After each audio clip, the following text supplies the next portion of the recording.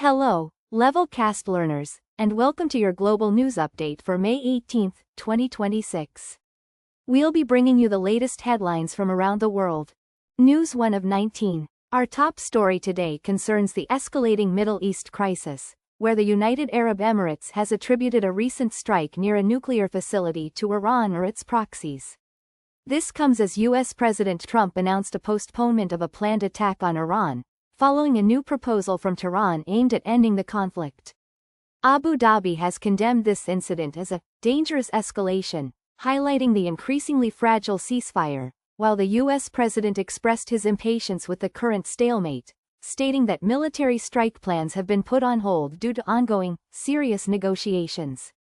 News 2 of 19. Moving to Europe, French singer and actor Patrick Bruel is currently facing multiple sexual assault allegations. The prominent figure, who has appeared in over 40 films, is now under investigation in both France and Belgium. These serious accusations have undoubtedly cast a shadow over his otherwise distinguished career, leading to legal scrutiny in 2 European nations. News 3 of 19. In Colombia, the nature of warfare is being dramatically reshaped by the increasing use of drones. This technological shift is leading to a rise in both deaths and injuries, as civilians find themselves increasingly vulnerable. The introduction of these unmanned aerial vehicles has opened a dangerous new front in the country's decades-long conflict, exacerbating the risks faced by non-combatants. News 4 of 19. Our Monday briefing delves into the question of whether the bond market is rendering Britain ungovernable. Today's newsletter points to the fate of former Prime Minister Liz Truss as a cautionary tale for any leader contemplating radical economic reforms. The underlying concern is whether the necessity of appeasing the financial markets means that genuine, transformative change remains perpetually out of reach for future administrations. News 5 of 19. Turning to the ongoing conflict in Ukraine, a recent briefing detailed the drone attacks on the Moscow region. Kyiv has confirmed that an electronics factory manufacturing weapon components and an oil pumping station were among the targets. President Zelensky has asserted that Ukraine is currently outperforming Russia on the battlefield, on what marks the 1545th day of the conflict. News 6 of 19. Former German Chancellor Angela Merkel has voiced her concern that Europe is not making sufficient use of diplomatic potential in its engagement with Russia. Speaking on the matter, she emphasized that a combination of diplomacy and military deterrence is absolutely vital when dealing with the Russian Federation, suggesting a need for a more balanced approach. News 7 of 19. Pressure is mounting on Mexico following the surrender of 2 former officials to the United States over alleged ties to cartels. Mexican President Claudia Sheinbaum has, however, firmly denied any connections between her Morena party and organized crime, seeking to distance her administration from the accusations that have emerged. News 8 of 19. Japan is currently grappling with fears of a naphtha shortage, triggered by the blockade of the Strait of Hormuz. Few had previously heard of this crude oil-derived chemical, but its scarcity due to the blockade has caused significant concern. Additionally, a plan floated in Iranian media to charge U.S. tech firms for using internet cables under the strait is seen as legally questionable and reliant on intimidation.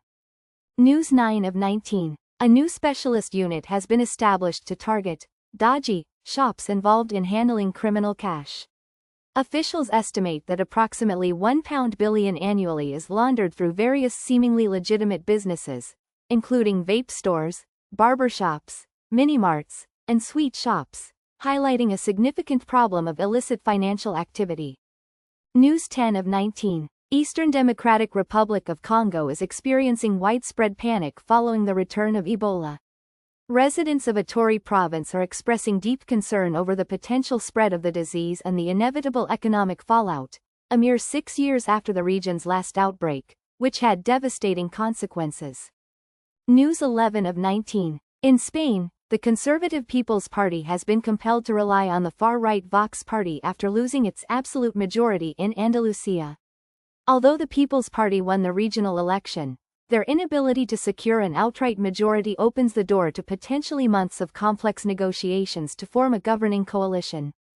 News 12 of 19. Regarding the United Kingdom's relationship with the European Union, former EU Brexit officials have stated that there will be no tailor-made deal if Britain seeks to rejoin the bloc.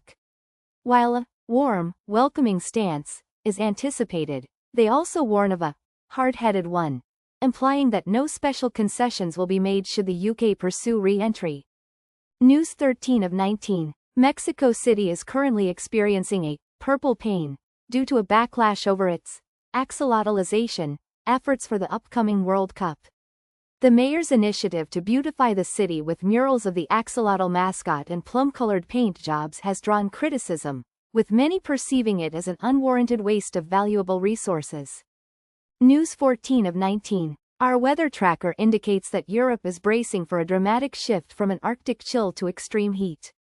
Temperatures in France and England could surge by 15 degrees Celsius, while conversely, hot air in parts of the United States might unexpectedly give way to snow, illustrating the volatile nature of current global weather patterns. News 15 of 19. Chinese President Xi Jinping is preparing to welcome Russian President Putin to China, just 4 days after hosting U.S. President Trump. Chinese state media are emphasizing that Beijing is increasingly becoming a focal point of global diplomacy, with the Russian leader scheduled to arrive on Tuesday, underscoring China's pivotal role on the international stage.